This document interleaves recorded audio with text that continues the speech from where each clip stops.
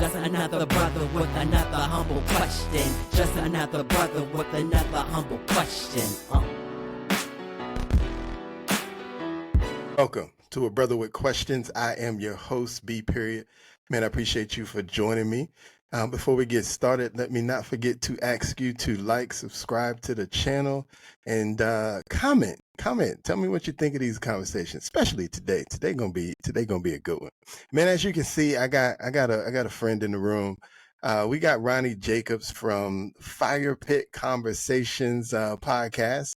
What's going on with you, Ronnie? Yo, what's up? How are you, man? I'm doing all right, man. I did say that right? Fire Pit Conversations, right? Yes, you said it perfectly. Fire Pit Conversations, and thanks for having me today. No problem, man. I appreciate you joining me. Before I forget, because I'll forget, go ahead and tell the people how to find Fire Pit Conversations.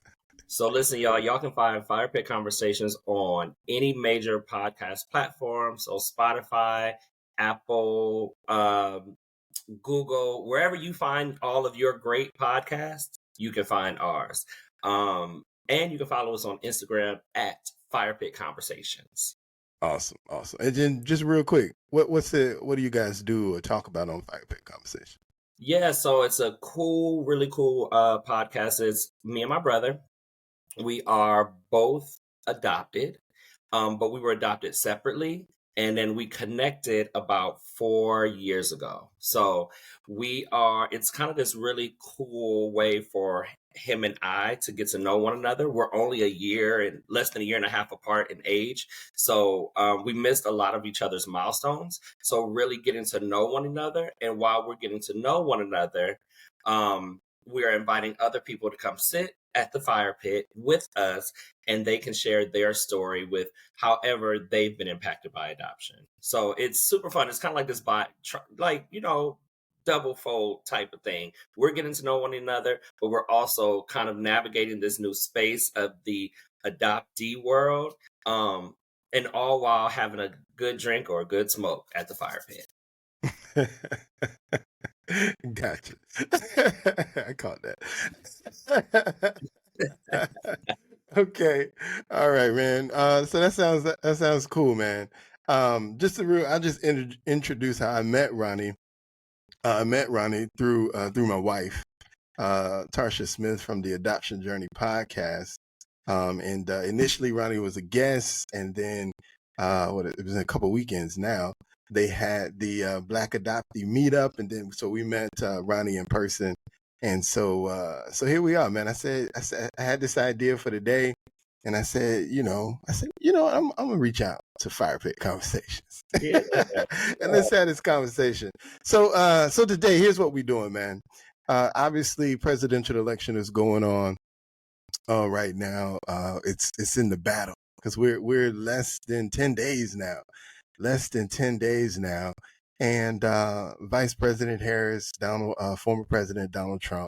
But today we're going to talk about Vice President Harris and the black male agenda. Mm-hmm. So let's start here, though.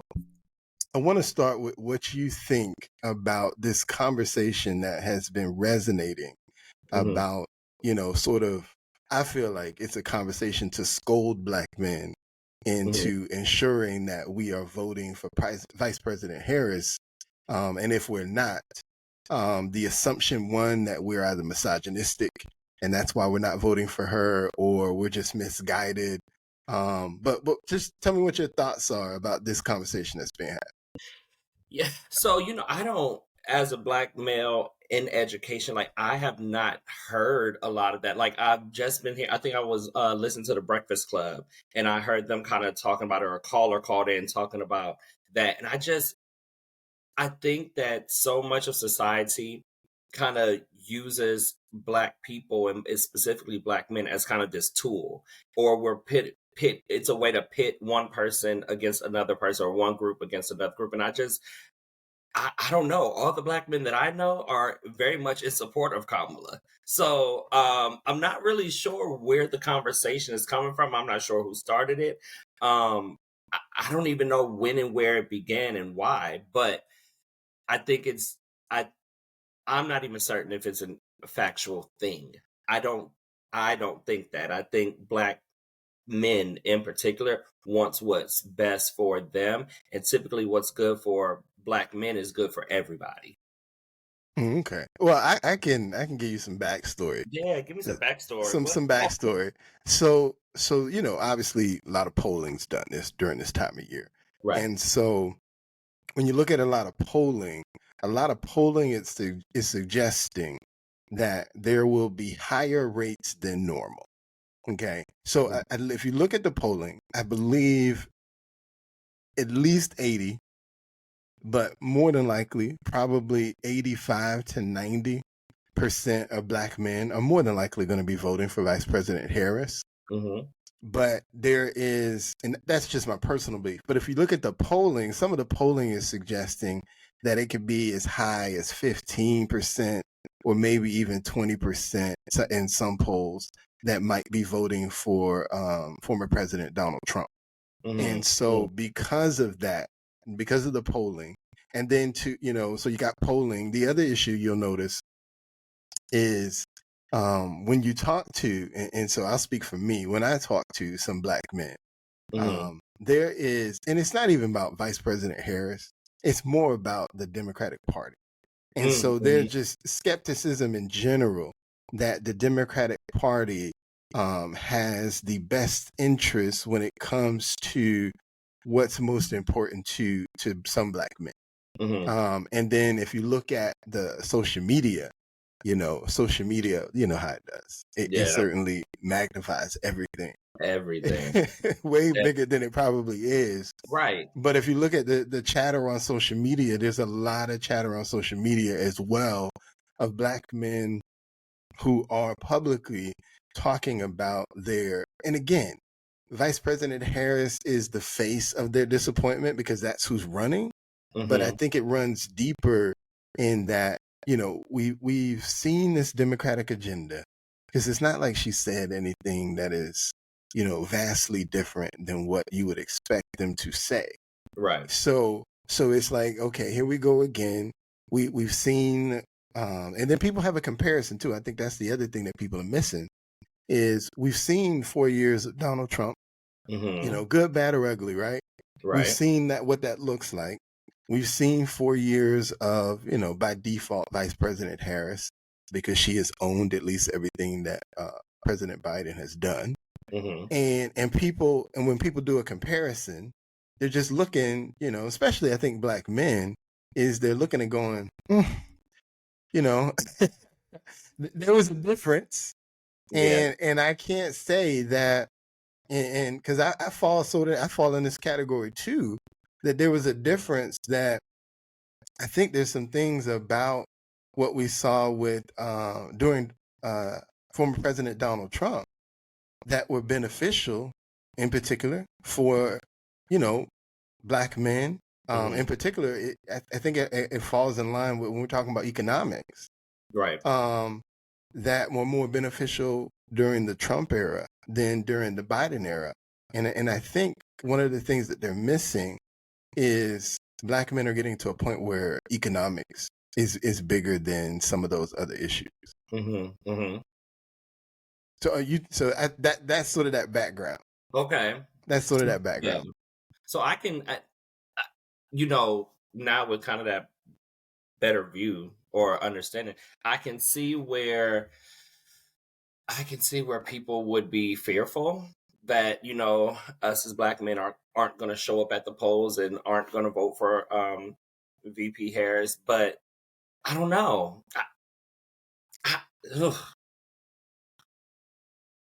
I think that largely in society, I don't think most people are happy with either party. I think people are really looking at it's probably not nice to say this, but which is the lesser of two evils? Because I personally don't think either party, whoever the face of the parties are, I don't think either party is 100% great.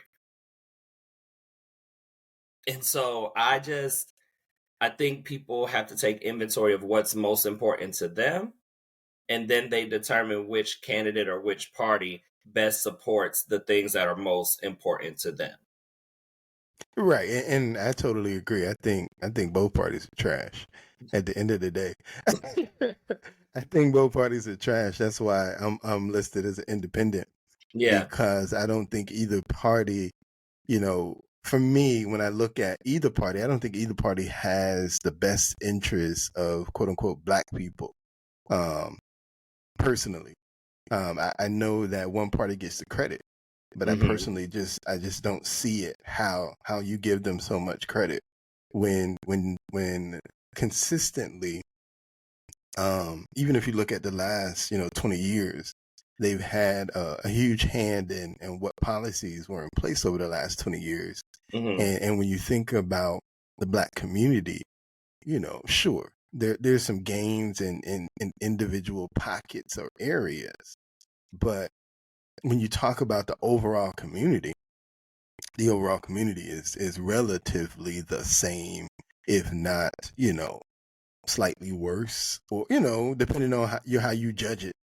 Some people might say it's slightly better, others would say it's slightly worse. I think it's relatively the same. It's really not changed very much, is what I think. So I don't see the benefit in either party. Um, and so one of the things that I've been doing is just transitioning to, well, what's going to be better for me as the individual, Hmm. and in the community, quote unquote. I think the community has to focus on the community making the community better. So, it goes Yes. back to the individual. And so, what are you going to do to make the community better, as opposed to assuming a particular candidate that gets into, especially on a federal level, Right. um, that gets into office is going to somehow make the community better. 100%. Um, 100% agreement. I'm. I just feel like this is the time where somebody else could have come in as an independent, some other party that most people aren't. It's not the two major parties. Like this, to me, is a time where we need some radical change. And I think that was a missed opportunity for someone to really come in and be like, "Hey, here are my newer ideas, some newer thoughts." I think that we have got to stop putting in these old men in the presidency. I'm like, if the Constitution says that you can be 35 to run for president, why are all of these 50, 60, 70-year olds trying to run for president? We need some fresh new blood with some fresh, innovative new ideas, because we're operating as if we're still back in 1776. We're operating as if the times have not changed. And there's so many things that are different now, and we're still operating in this old mentality, right? Like we just haven't caught up with the times. And I think that both of these parties, while they're the most quote unquote popular parties, I don't think that they are doing what's best for people overall. Like what is for the betterment of mankind and for human beings and for the American citizens. I don't think that either one is just saying this is what is best for the majority of people. And so I think this is such a missed opportunity. I was really hoping that somebody would come in with a fresh set of ideas, something brand new, something completely different, something off the wall. I was hoping somebody, at least in their 40s was going to run for presidency. I'm like, this is because I think people look at this like, which of these two candidates is the one that I really can see doing Yeah, something. It's like I think people are not 100% Donald Trump, and I don't think people are 100% Kamala Harris. I think people are just like, "Ooh, I don't know." I think this is where we may see people not going out to vote. They be like, "You know what? I don't know either candidate that I want, so I'm just going to opt out of voting at all." I think we may see more of that than anything else. which is why I think they're so concerned about the black male vote. But really, they're really concerned about the overall black vote, I think, Mhm. because the one thing that when you think about the beginning of the campaign, the beginning of the campaign was basically focused on the idea that, you know, she's a black woman, the first black woman, you know, to be vice president. You know, now she could potentially be the first black woman to be president, and black people, you know, right? We initially saw, once they pulled the trigger on her and said, she's got it, right? We had that black woman's call happen, then we had the black men call happen, you know, and so there's been this push to, you know, to sort of rally that Obama black male vote. I mean, not black male, just black vote, period. It's black, yeah. You know, it was that push to get that. I think he had like 98% of the black vote when he ran. And I think the challenge that they're seeing is she's not polling like that, right? She's not that, you know, Obama had the benefit of being the first, right? Yeah. So when you're the first and you're the, you know, you're black now. He didn't catch me, but you're the first. When you're the first, you get that benefit of, like, you know, the symbolism and all of that. You know, I get it. And so, you know, we rallied behind him to make sure that he became the first, and we can, you know, talk about that. And I think she was hoping, or I think overall they were hoping that she would garner that same energy, but she hasn't. And I think they're grasping at straws to come up with reasons why. And that's why I think we've seen this push about black male voters, and you know, he had Obama come out and quote unquote scold the black man. You had Magic Johnson come out. He said the same thing. They had Jamal Bryant come out. He said something similar. And so I think that's where they are. But to your point about that fresh and new, the challenge with that, and this is again going back to the disappointment of the two parties, is they've already planned out the people that they want to run for the next 10 years. You know, they already know who the outline is of who's up next. And so you have to come in as either one, willing to participate as the part of the machine, so that you can find a way to position yourself to be in that short list of 3, 4, or 5, whatever, however long the list is, of potential people. Or if you come in as the outside, you have to be able. I mean, I think she's raised over $1 billion, and so I'm pretty sure Trump has to be close, if not more, as well.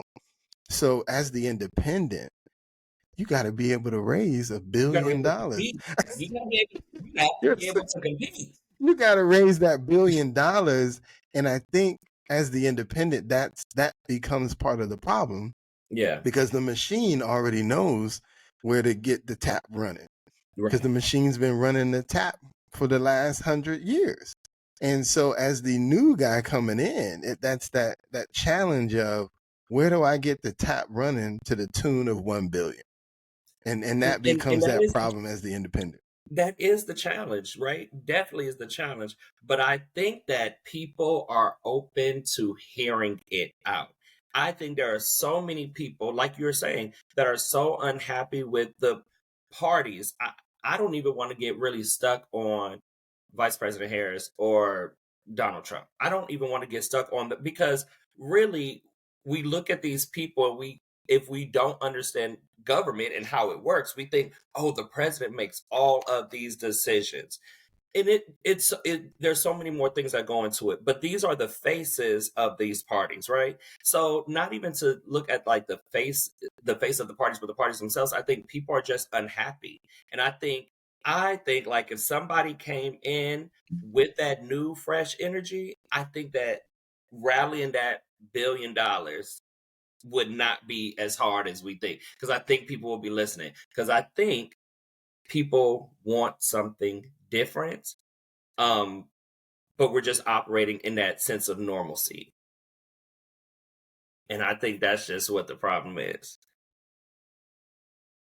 Okay, yeah, I think that is definitely a part of the problem. We do operate in a sense of, this is what we're used to, And so that's what we keep perpetuating over and over and over again. Hey man, I see we got another face in the building. Oh, The other half of Fire Pit Conversations has joined us. What's up, brother Aaron? How you doing, man?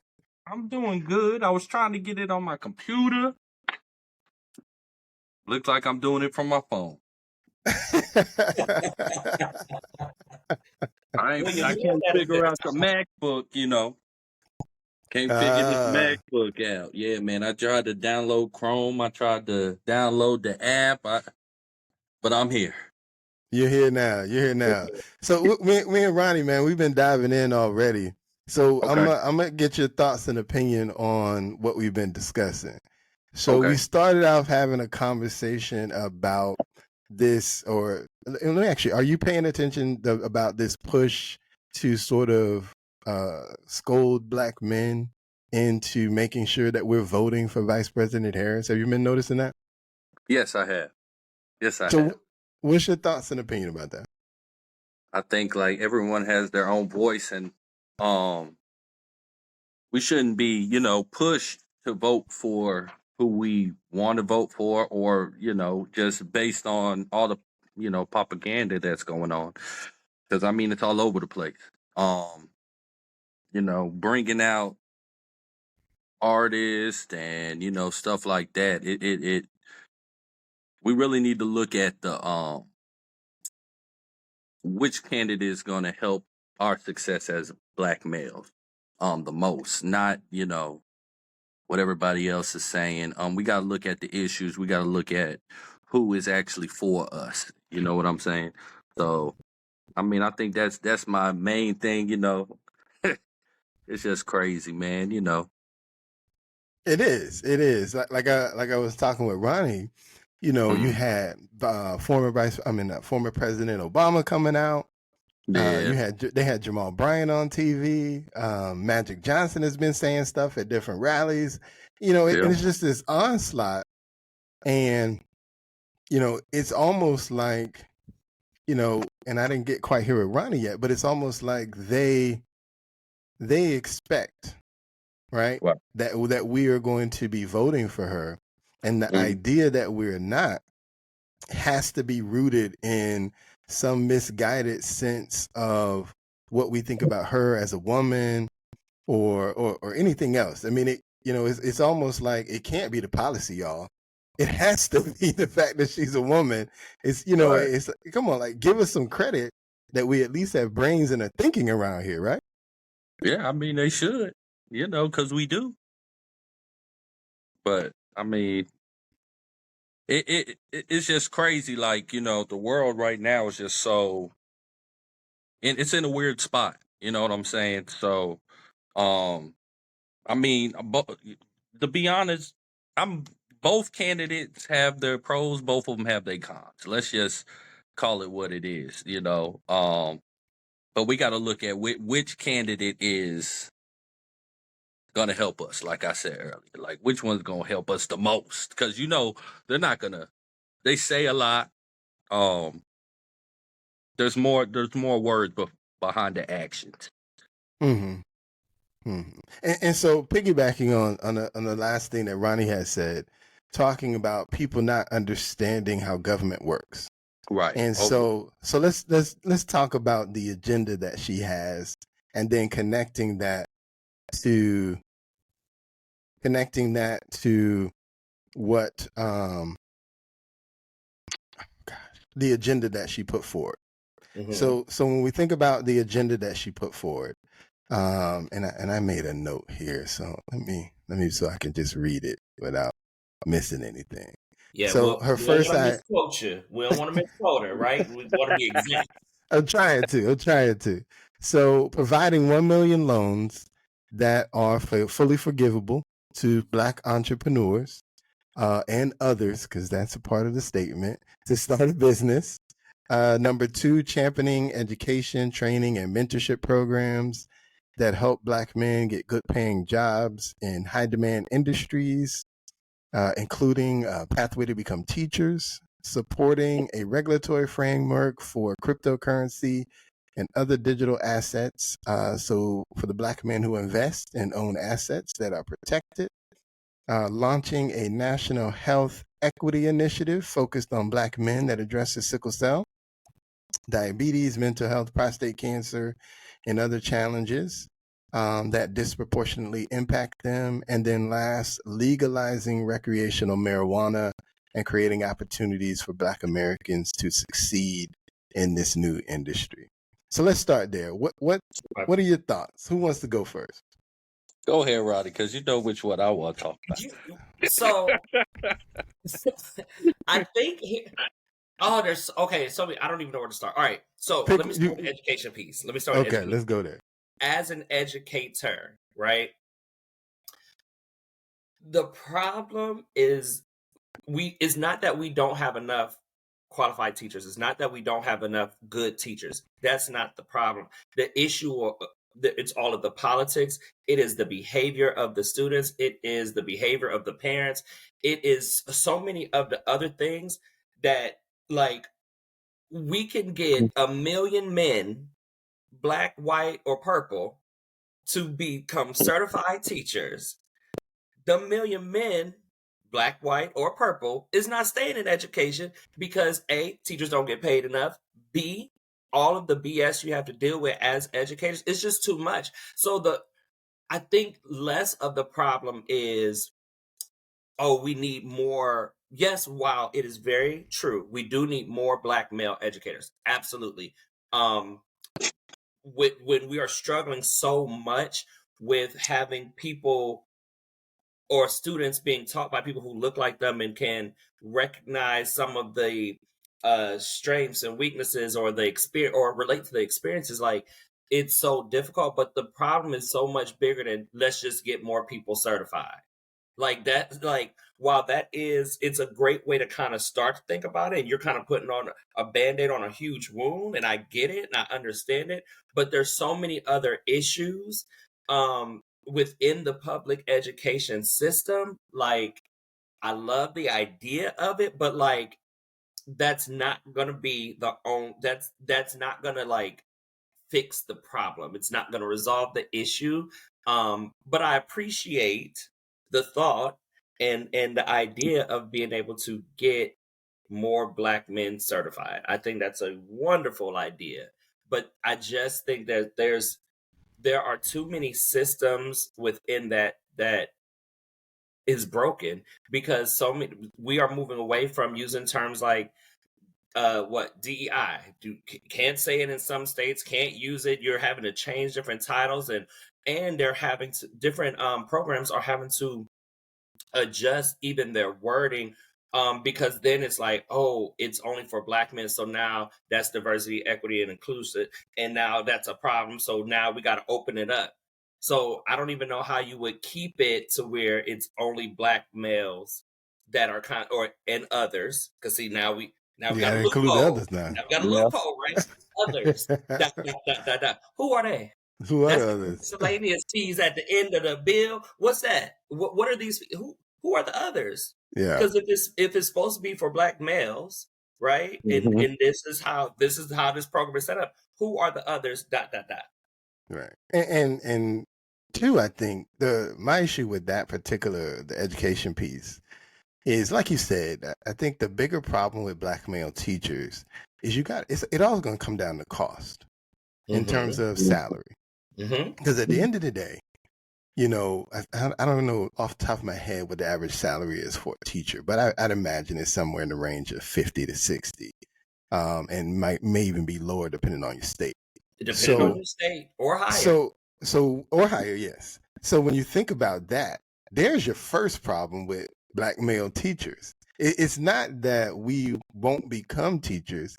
It's that we don't want to work 50 to 60 on average. Most of us are trying to obtain something with a greater salary, and therein lies your problem.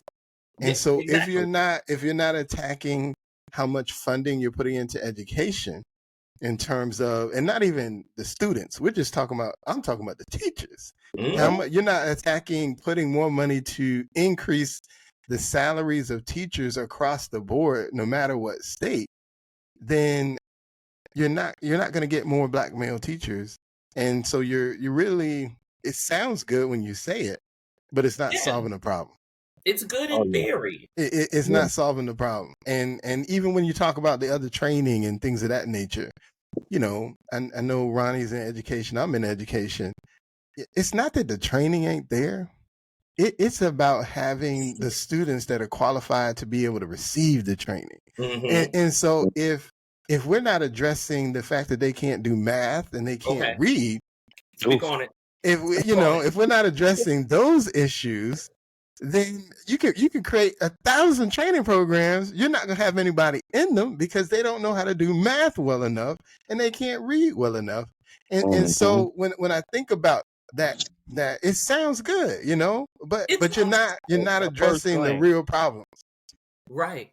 You're not addressing the real problems. Because those same black men have to either come with a college degree of some sort or be qualified to get enrolled in some type of institution of higher learning. And again, so to your point, like if they can't read, and I know you see it, I see it all the time, our students, specifically our black male students, are struggling academically. And, you know, we can get into this on this tangent with how testing is skewed or how it's historically not been representative of how we are as we, if that is if those assessments are the indicators that allow you to kind of move forward, you know, you got to learn how to play the game. We struggling as a people. The black male is struggling. Yep. And I think. Go ahead, Aaron. What you going? Yeah. And to be honest, I mean, it's a good start, but I think, you know, the African American community, especially, you know, adolescents, they need mentors more than they need, you know, that stepping stone. You know, school is cool, but what are they doing outside of school? You can have the black teachers, you can have, you know, whatever you want to do with the teachers, being in there with the students all school day, but what are they going home to? Who are they going to talk to? Who's mentoring them? And that's so the policy is cool, but like you said, there's so many. I mean, there's holes in it. Like it sounds good on paper. When you say it out loud, it sounds good. But when you really dig deep, okay, where's this funding coming from? Because like you said, we're gonna want the money. One thing for sure, two things for certain, we're gonna want the money. You got to get to the money. Where this funding coming from? Yeah. So, go ahead. I'm sorry. No, that's it. That's all I had to say. Yes, we need mentors. We definitely need mentors because when, to me, if you really want to attack, you know, the issue, that particular issue, you know, well, I'll say this first. First of all, I think most black men who are looking for those higher paying jobs, they don't need motivation. That's number one. And they don't need an additional training program because they're putting in the work to be able to qualify to get to the places that they want to be. And so again, it goes back to, you know, this isn't really needed because the men that we're talking about, they're going to make it there. Yeah. And then the boys, like you said, Aaron, that needed the help, they're never going to get there because generally if you don't have some kind of mentor to really change your perspective, because that's the biggest problem when you're talking about young black boys, is it's their perspective on life. They don't see it. They don't see it beyond where they are in the moment. And for a lot of them, that moment is clouded by, you know, just trying to make it. Just trying to make it. Just trying to make it. And if I'm just trying to make it, I haven't even thought about what college might be like, you know. Again, I'm still trying to do math and read. So if I can't get those two things down, you know, all that other stuff don't matter.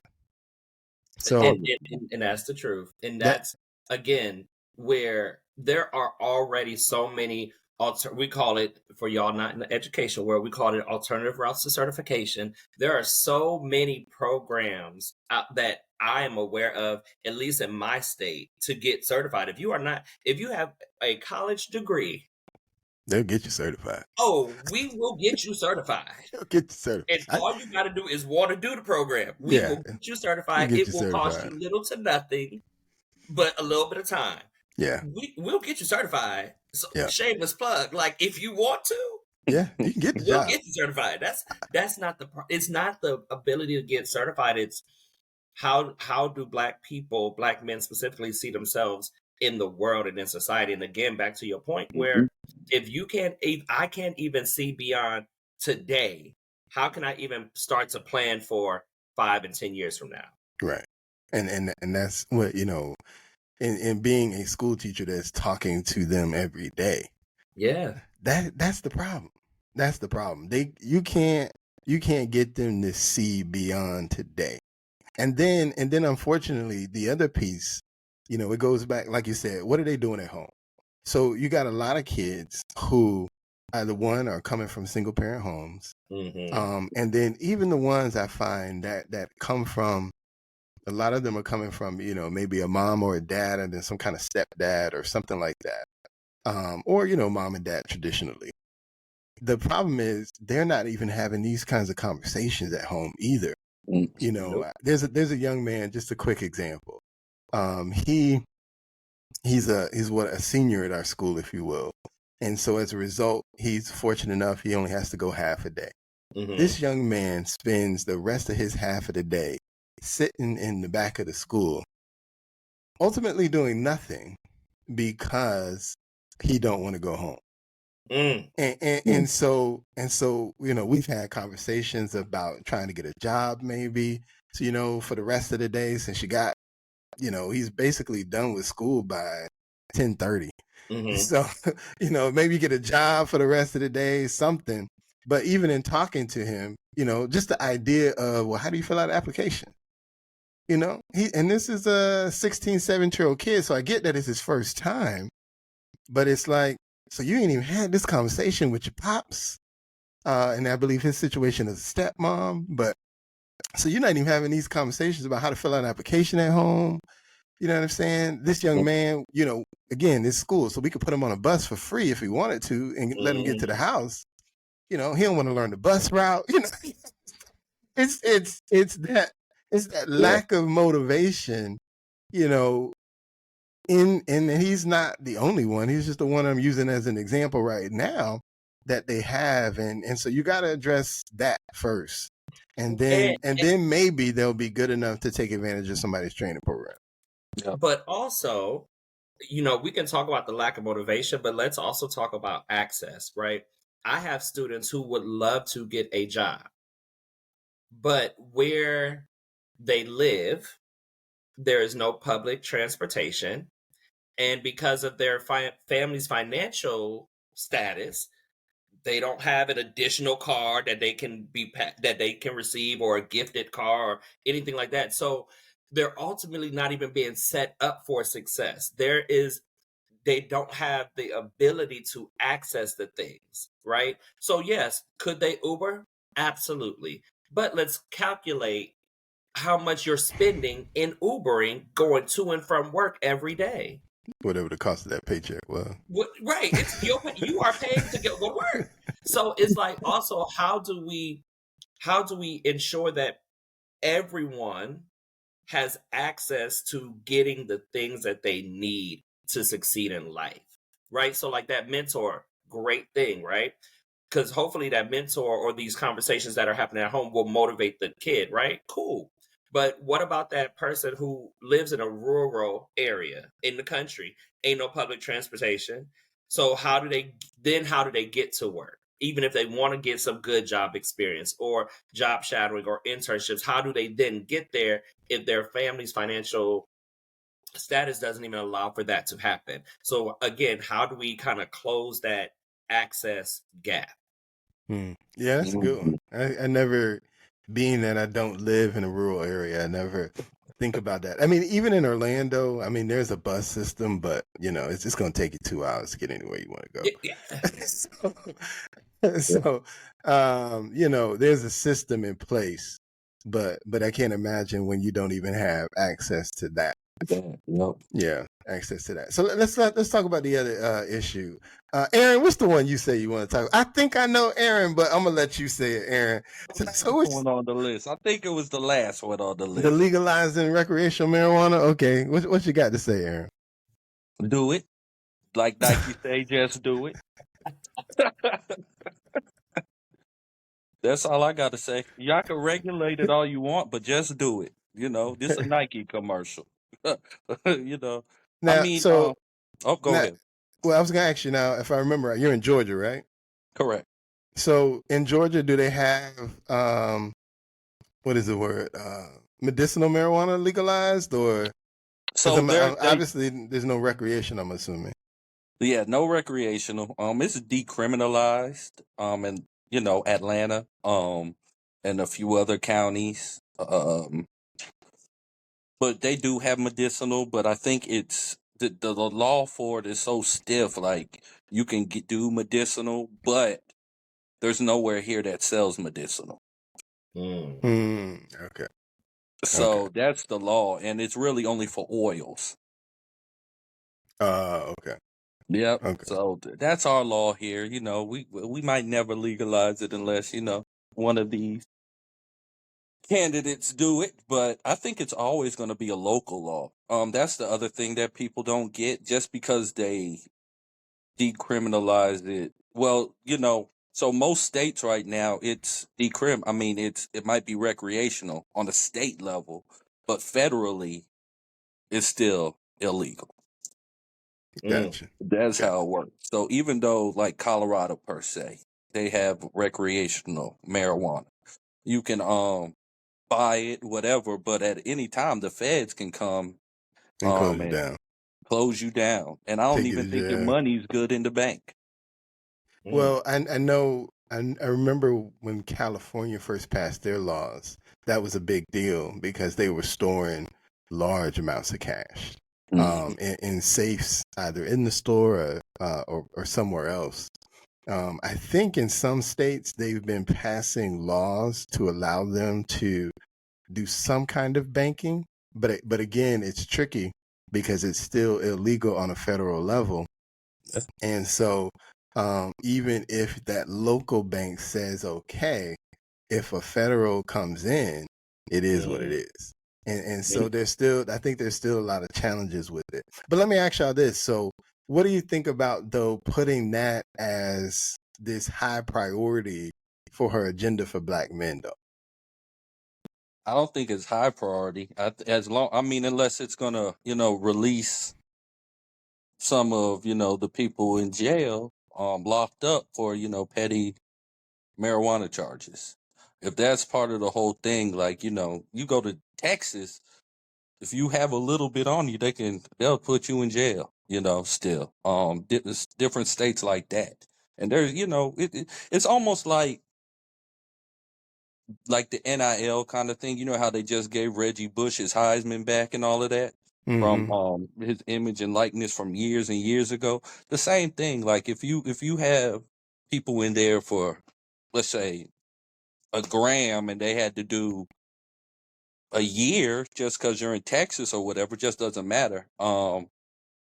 Yeah, I mean, put them in a drug program. I think the best thing about marijuana is the same thing how I feel about guns, is education. You have to educate people about the medicinal, properties of marijuana. It's not like if anything you use, if you smoke too much, yeah, you're ignorant. But if you use it for medicine, um, yeah, I mean, it's just all about education. I think, like Oregon, I mean, their little policy they got going on, their whole thing is education about it, drug education, educating everyone about it. I think that's the way to go. Okay. All right. So I think as I read it, I think my issue is how we are connecting black men to marijuana usage, right? Mm-hmm. I Mm-hmm. think like if we're There talking you go. about changing our prison system so that it is equitable and fair and realistic, I think that that's great. I feel like this is kind of this roundabout way. Oh, so we're gonna legalize weed on a federal level, which hopefully will then free up some of the people who have been incarcerated for, long periods of time for a minimal crime, right? And I think, well, while that's great and all, right? Why can't we just really attack the issue for what it is, and that our judicial system is broken? And so really looking at how are crimes and punishment going hand in hand? Is this a rational crime, and is the punishment rational? Because if it's not rational, I don't understand, something that always irritates me and doesn't have anything to do with weed, but just think about a person who doesn't pay their child support can go to jail. Okay. But they're definitely not going to pay it in jail.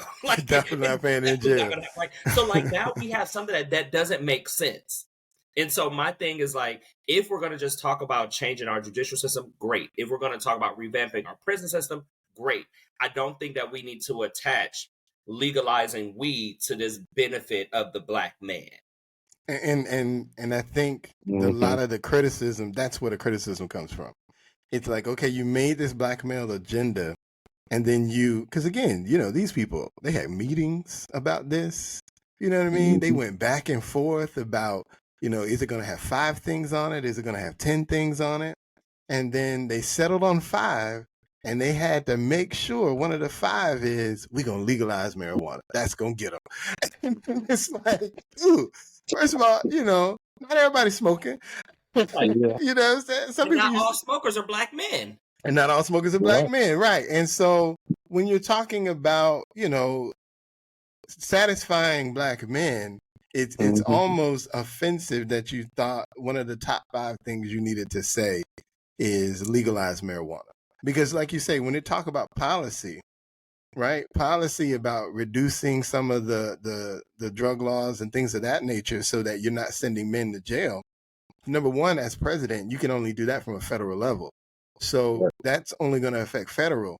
It has nothing to do with the states.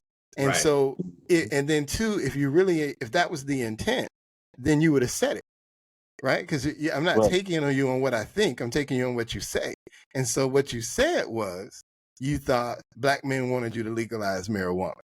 You didn't say anything about releasing Black men for who've been, convicted of these crimes. That hasn't been part of the conversation. They didn't even ask her about that, from my knowledge. I can't think of an interview where they have. So, it's like, dude, we got to do, it goes back to doing better.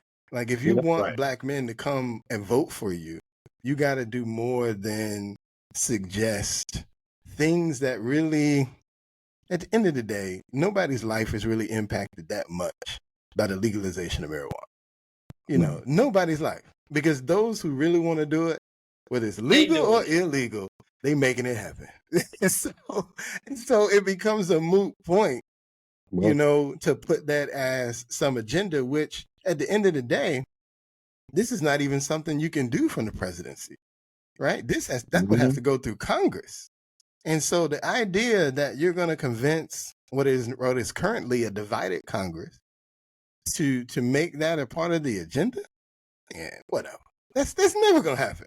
And then 2, even if they somehow, we obviously win the election, so maybe they win it back in both houses, that's still not going to be the top priority. And so it'll be one of those things that maybe they get to, more than likely not, but you put it on your thing because you felt like that's going to get them. And it's kind of, that's the offensive part. You want to get the Black vote. For me, I know that I haven't done enough research, and I know I have not been paying attention enough to the race to be able to really have huge stakes in it, right? I just think is this her strategy that she put out, or is this what other people are saying? Okay, we're gonna bring in, here's how her policies can directly impact or support black men? Like, is that like It's one of those things where I think, well, first of all, there's definitely a group, right? No candidate does everything by themselves. right? But I still think as a candidate, you have to at least sign off on it, right? Because you got to go out, because whatever y'all put out, it's now up to you to go defend. And Right. so she's got to defend it, and so for that reason, she's got to own it, you know. And again, if she thought it was a bad idea, you would think she'd have been in disagreement and would have asked to put something else on the list. And so that's what they went with. That's all. That's that's what they I went think it goes back to like the school thing. It at first when you first hear it, right, it sounds good. Like, okay, yeah, you're gonna legalize weed. It's almost like a backhanded compliment. Like, oh yes, and this is gonna directly impact the black man because we're gonna minimize, or the unjust legal barriers. Like, or that could have just been the focus. Exactly. If that was the focus, that should have been the focus. But I'm sure it wasn't. I'm sure that they said exactly what they meant to say, because, like I said, these things are vetted. They had a whole. This is probably this is a 3-4 day conversation. Maybe it should be like a week or two. Maybe we need to, because and take a then little more too, time. and because when you think about it too, we dropped this. This dropped a couple weeks ago now, I think. But it was what did they drop it for? They dropped it in part because at least the conversation is she's not going to get the level of black support that that even Biden got. And so if I remember right, Biden was in the neighborhood of like 85, I want to say 85%. And so I think there's question marks whether or not she'll even get that. And so, there was this push. Well, what can we do? What can we do? What can we do? Boom, let's hit them, so here we are. Well, let's keep going. I want to kind of tackle now some of these other things. Again, it's not that they're bad ideas. It all goes back to, what's the overall benefit. So let's do the loans thing. Let's talk about that. So 1 million loans that are fully forgivable to black entrepreneurs and others to start a business. Yeah, I'll start this one. So on its face, this sounds like an amazing idea. Amazing idea. But then, one of the things I did is I put a number on it, right? So the number, we're talking about $20 billion. That's on the max. On the max end, we're talking about $20 billion if she was able to fully give 1 million people a $20,000 loan. And so that's when you go, that for me, that's when I went, oh, $20 billion. So this ain't you. This got to go through Congress now. You can't stroke that pen. Not $20 billion. And so so now I'm back to here we go. So what do you think about it? So what do you think about that? $20 billion, quote unquote, to black men and others. Again, on its face, it's a great idea. The problem is you don't do these things by yourself. And so as a result, you have to ask yourself, are you honestly going to be able to do this? Not a chance in the world. I mean, and then one of my questions is, what's the approval? Like, how are you approved for this loan? That's my first question. If it's forgivable, you're going to have 1 million brothers going to sign up for the loan as soon as you do this, quote unquote, do it. 20 million brothers. All of us. You're going to have kids just turn 18. Like, yeah, I'm a man now. Let me go ahead and sign up for this loan. But it again, like you said, it sounds good. But when you think about it, like you said earlier about, just being educated about the judicial system, about the congressional, how everything works with Congress and really the power that the president possesses at the end of the day. Yeah, she ain't doing that, man. Like, come on. So, Come on. I tend to think very deeply into things. So I think for me, my issue with this, it's not about the approval. It's not about the amount of money. It's not even about the system, like, because Congress gonna have to do what they gotta do, right? My issue is sustainability. And so, in what world do we hand over this money freely and don't create a system to sustain the business? I think it is great that you want to give $20,000 for people to start businesses, right? Because that is a way to build generational wealth. That is a way to get out of poverty or in your financial situation, right? Great idea. Not a lot of money to start a business. I don't know what kind of business you're going to start with 20,000, but cool. But going back to it is like, how do we sustain? What is the business model? Like, how are these people, these men who Right. are getting these loans, What's how the are they going to education that you're gonna provide? learn how to run a business, learn the financial responsibilities? Like, how do we ensure that this 20,000 is truly an investment in a business and not just a check written? Because I'll take 20,000 and we will make Fire Pit Conversations go global with 20,000, right? But like, if we don't know how to sustain it, if we don't know how to make that money make more money for us, if we don't know how to invest it properly or how to manage it properly, like, it's stupid. It's like giving $20,000 to a child. It doesn't make sense. Mhm. Like, so I think my hope is that while that's kind of like the face or the bulleted point, like, there's a system to educate, mentor, provide some sustainability. That's my hope. And so I can see you very optimistic, Ronnie. I appreciate that. I'm saying that's my Ronnie, hope. we know the truth, I'm Ronnie. not saying it's Ronnie, the Ronnie truth. is the cup is half full. Right. Like, even We know if student loans. Think about student loans. When you get your student loan money, you at least have to go through the student loan counseling thing. Now, do most of us just click through it and sign at the end? Yes. But is there at least an opportunity for us to learn something, to understand how this loan is going to work? At least we have the opportunity and it presents itself for us to learn. So my hope is just that, hey, if you're going to give this money, I don't know where the money is going to come from because that's a whole nother thing, but at least teach people how to sustain and invest and manage the money. Fingers crossed. yeah, that's you keep them crossed, brother, because that ain't gonna happen. They can, at the end of the day, she's trying to promise you she's gonna cut a check. That's what she's trying to tell you.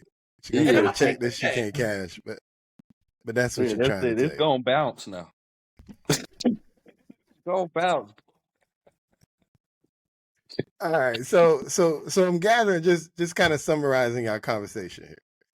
So I'm gathering we're all on a similar path in the sense that we agree that there's fundamentally some decent ideas here, but it's basically paper, and generally speaking, we don't fundamentally see how, number one, she can implement most of these ideas, or number two, that the implementation of these ideas is really going to have a major impact on Black men. Do we agree? Or I agree. Yeah, I'm right with you. Yeah. With y'all. But I also want to, because again, like I said, like this election here is just too stressful, right? It's just so much going on. So I know I have not done my due diligence. I have recorded the debates so I can watch them because they start at 9:00 at night. I have to be up at 5:30 in the morning, so I cannot sit there and watch them at night. But I want to hear like both sides. Okay, so here's what the Democratic Party and Kamala Harris, here's what they're proposing they're going to do. What are your thoughts and what are you going to do on the Republican side? Donald Trump, what are you doing? Like, are you poking holes in her theory? Is she poking holes in your ideas? Like, what are, like, if we do like a side-by-side comparison, what are you saying on the other side? Unfortunately, if you haven't watched the debates, I'm gonna tell you now, don't waste your time. Because the debates are basically their opportunity to tell each other about how much they dislike each other Yeah. or how much they disagree with them. But it's really, unfortunately, neither side is really given an opportunity to explain who they are. You know what? I'll take that back. I will give J.D. Vance and Tim Walz an exception with that. I heard theirs was good. I think their debate was way better than the debate between Harris and Trump by far, because they did try and stick to what are the policies that that their team is going to support or whatever the case may be. And then you really had an opportunity to either agree or disagree with whatever policy they were talking about. But if you really want to see policy, unfortunately, you got to get away from what the mainstream media is doing, if you will, and go find you a trusted internet source. To me, that's going to be a better opportunity, because TV is all slanted in one direction. Absolutely. And generally speaking, when they bring on the opposite side, right? So if CNN brings both sides to the table, it's usually 5 people, one person, and then those 5 people dumping on the one. Every time that one has something to say, they be like, they just take turns dumping on him or her or whatever the case may be. So, but there are, I think, a lot of balanced internet sources that are at least trying to bring some balance to the conversation, so that you can just see, here's what this one likes, here's what this one, and here's what this one dislikes, or whatever the case may be. So I think that's what you have to do if you haven't watched anything yet. So for your listeners, aka also for me, what are some of what sources have you found to be like just solid, credible, not swaying one way or another? Here are the facts. Here is what has been said. Like, what are some of those internet sources that you either use or you would encourage other people to use? For me, my favorite is Breaking Points. Okay. And so Breaking Points is the name of the channel. It's also, I guess, their show, if you will. But the thing that I like about, they have two people that mainly do Breaking Points. And don't ask for their name, but I can't think of it right now. But anyway, it's a man and a woman, and the woman is generally Democratic and the man is generally Republican. And so every story that they discuss from both perspectives.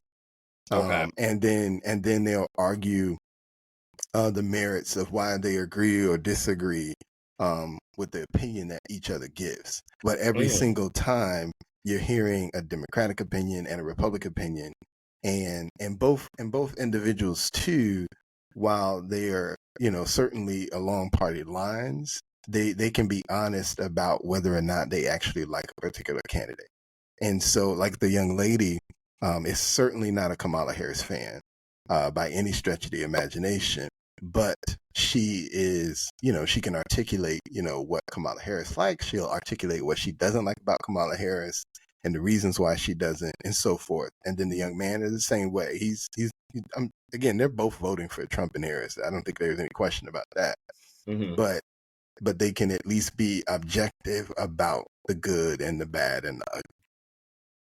And so that's my favorite source, I would say. So if I'm really looking for something, I'll usually go there first.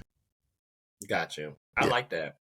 That's why I'll go first. I think that's what people need to hear. I think people need to be able to kind of do those side-by-side comparisons from people who are as objective as they can be. Right, because everybody's a little slanted. I get that. Everybody a little slanted. Yeah, for sure. I got my student loans forgiven, so I'm always swayed a little bit to the people who have forgiven my student loans. Aaron and I, we always joke about this. I always say, whatever candidates talk about loan forgiveness, that's the one for you. That's the one for me. Like, that is who gets my vote, because that was something that's important to me. I have 2 masters, so I was in a lot of debt from school that I had no intention on paying back ever. So I had already forgiven them myself. You just So waiting on just to somebody else to catch up. yeah, I was just waiting for it to catch up. So like again, and it goes back to what I was saying in the beginning. Like you really got to determine like what are those important things for you as an individual, and which group, which party is gonna really benefit you the most. Right. Mhm. So on that conversation, so if you had to identify what was important to you, what would you say? I'll go first, and then I'll let Yeah, you you go guys for go. Yeah, please. I need time to think on mine. Well, I mean, what? Yeah. So for me, economics is the only thing I really care about in this entire election. And I get there because, we usually, and I used to be on this. And I don't want to say I graduated from it, but I'll just say I used to be on this. It used to be about the community and what's going to be best for the community and yada, yada, yada. But as you vote over the years, and at this point I've voted for over 20 years, is you watch and you go, nobody's really doing nothing for the community. Right. I get that you're advocating for it, right? And certainly during campaign season, you are going to say this, that, and the other. But when you look at what you're doing overall, it's not impacting the community in what I would consider a tangible way. And so then I shifted to, so if you're going to, if the only community is going to be affected, then it has to be up to us, the individuals in the community. And so now for me, that goes back to economics, because how do you impact your community? You impact community by one, having access to funds at the end of the day. And so whether that is talking about doing something that's going to increase your income, whether that's building a business of some sort, that's how you impact your community. And so then it becomes, okay, so how do I do that? And that goes back to economics. And so for me, the candidate who I assume or who I think has the best economic plan, that's the person that will 99% of the time get my vote, because that to me is what's the most important thing. Because all that other stuff don't matter if you don't have the funds to do it. Yeah. And so if you have funds, then you can go and do the mentoring program that's going to help. You can go build your business and then use funds from your business to go do the help, whatever the case may be. Or if your taxes are being cut so low, now you have extra money at the end of the year that you can now go do something in your community. So economics is for me, is about really the only thing I care about, because all that other stuff is to me, is almost kind of like fluff. I mean, it matters, but No, not Money really. talks and book walks, right? Yeah. Okay. Yeah. so that's mine. I don't know. So I don't know who wants to go first. I would have to second yours, to be honest. Especially, I have a 16-year-old daughter. So I'm thinking about economics and she's a junior, going to be a senior in high school. So whoever wins this election, she's going to be an adult by, their year 2, year 3.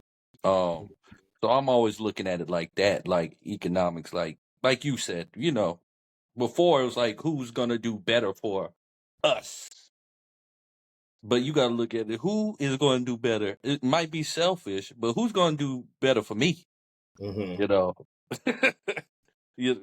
which one of y'all are going to make it so we're not paying $5 for a dozen eggs, or the gas price, whatever it might be, wages.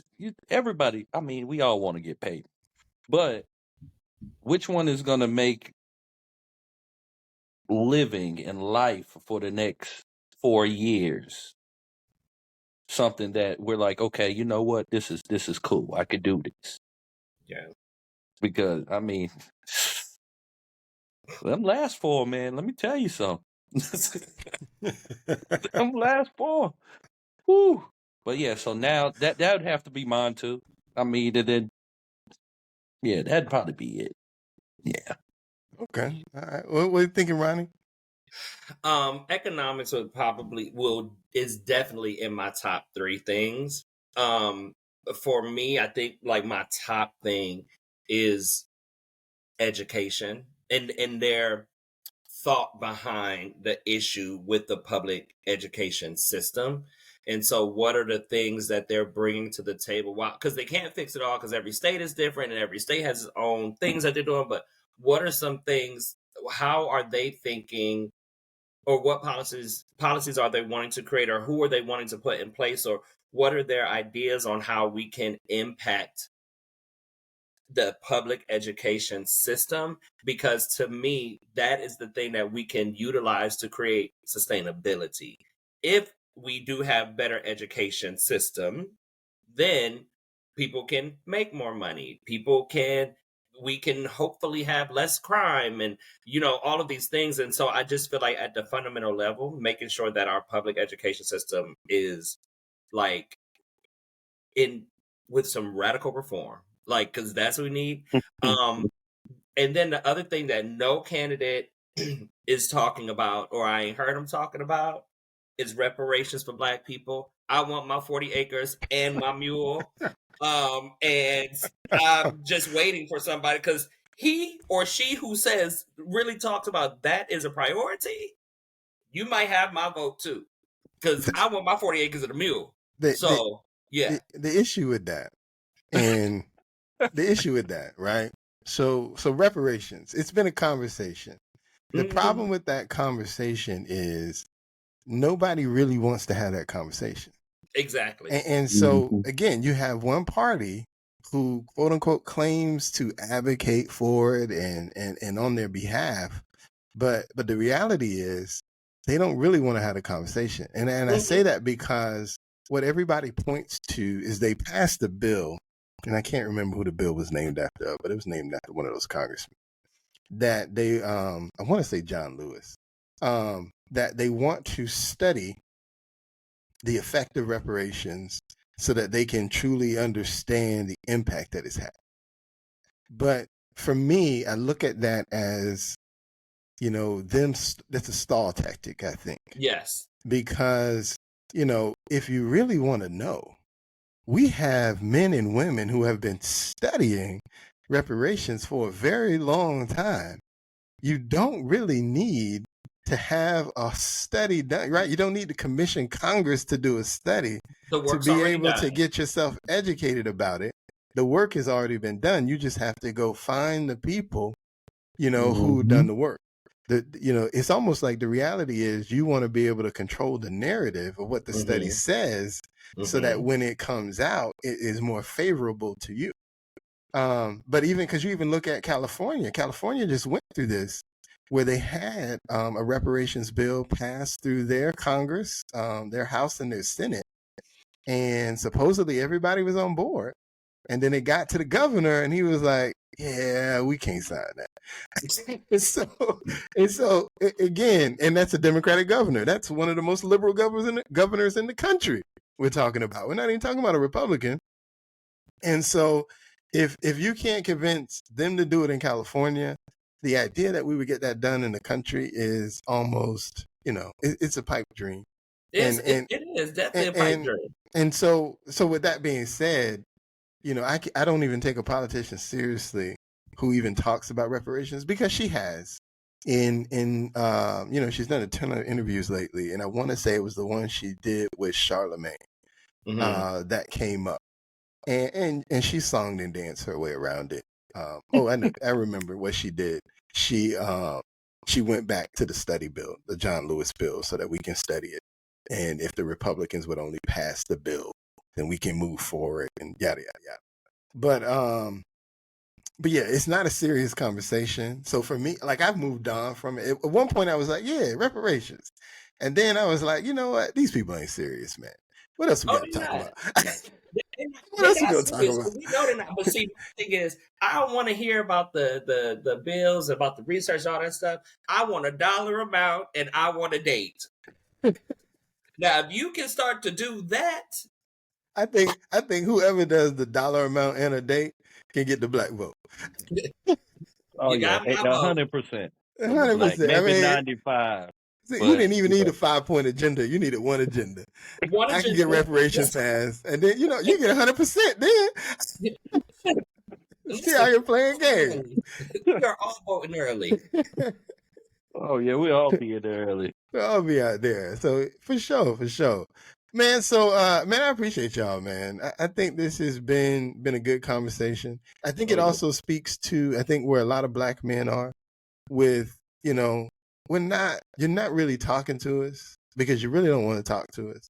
But and then too, the other thing that I find as well is, it's very interesting how they're always quote unquote trying to talk to us, but they don't talk to everybody else. You know what I mean? We don't have a conversation about what needs to be said to Asian men. We don't have conversations about what needs to be said to Hispanic men. They're all included as a part of the population, if you will, as a whole. And so the conversation is to the population. But it's always interesting, especially this time of the year, or this time of the year when we got these, big campaign seasons going on. There's always, quote unquote, a specific conversation to black people in general. Of course, black women are kind of a foregone conclusion for them right now, or at least they feel they are. And so, they're talking to them, but they're not, because they feel like they got them in their pocket. And so because they don't have us in the pocket, now they're talking specifically to us. But I just think it's funny how, we're being singled out, we're being, quote unquote, talked to, but you don't have that same approach. And so that's another reason why I kind of switched my approach, because I'm like, you're really not talking to me. You're really trying to get my vote. And so you're saying whatever you're thinking is to get my vote. So I'm gonna treat you like everybody else do. They stopped worried about what y'all are saying, and they started focusing on themselves and what's going to be better for them. And then they're voting on that. And that may align to what you're thinking, and it may not. And it has nothing to do with your skin color or your gender assigned at birth. It doesn't. Like, I can literally dislike you because I just don't like your policy. Or if you are talking about reforming, I don't know, tax breaks for the rich, I'm not in the 2%. So like that is not that important to me. So I'm like literally thinking, like, I just don't like that. It's not you. It has nothing to do with if you're a male or female, or your party, or if you're black or white. Like, I really care about the actual policies. And what I don't like is the narrative that is out there, like, oh, black men are just not going to vote, or black men are against Kamala Harris. I don't think, for me, in my opinion, I don't think it's that we as black men are against Kamala Harris or Donald Trump per se. It's there are policies that don't resonate with us, or their list of their priorities are not our priorities. So we just don't like their policy, not necessarily them for who they are as a person, or their religious affiliation or their race or anything like that. So I just think, like, don't single black men out, like, in that way. Like, because I'm sure that there's a lot of white women who may not be voting for Kamala Harris. Why aren't we having that conversation? Right. Right. Like, why aren't we having that conversation? So don't just single black men out, almost like we're the problem. Right. We just won't get on board. Because we're not the black. We were black. We're not on board with the plan. Right. We are the problem.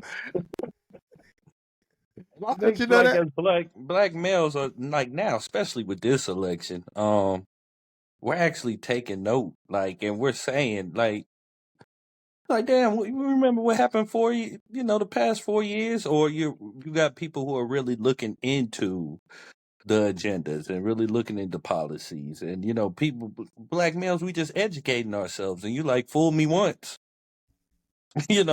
fool me twice. No, we gonna really look into it now. Yeah. Because we want to make an educated decision. Yeah, that's it. And I think they're like, oh, just saying, oh, well, you might, how are you not voting as a black man? How are you not voting for Kamala? Or, but again, the bigger problem is, like you guys said, we ain't talking about everybody else. We don't see one, like, they have what we're going to do for white males. We're going to legalize cocaine. Like that'd be on the list. You know what I'm saying? It's the equivalent of saying for for the black male, we legalizing marijuana. The same thing is for, you know what I'm saying? We're not having those conversations. Right. But the black male, sometimes I guess statistically, what do we not show up the most at polls? No, I mean, like I was talking to Ronnie earlier, we're still Biden got about 85%. Now they're thinking she may get a little bit less than 85%, but I mean, 85% is a lot. The problem Yeah, you is they crazy as hell. the problem is they want 95%, and that's the problem. And so because they don't expect to get 95%, they're panicking and worried, and and we need to get on board, yada yada yada.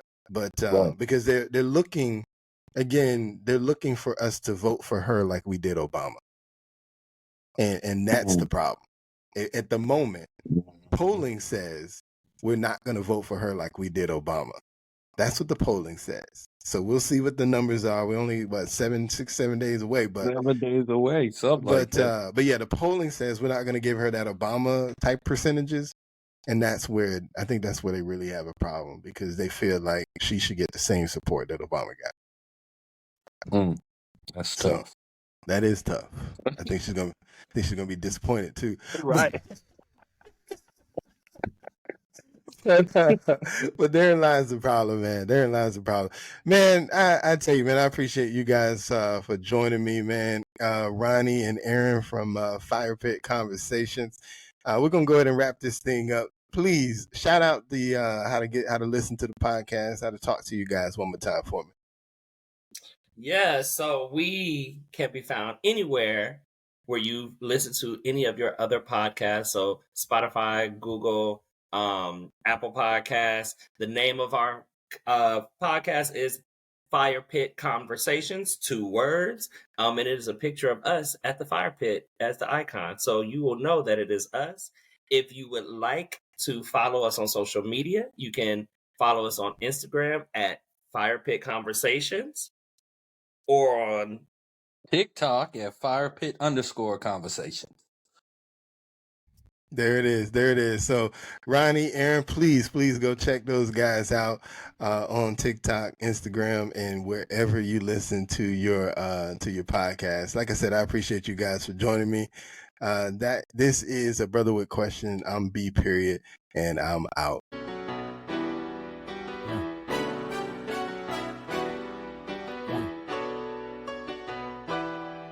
Yeah.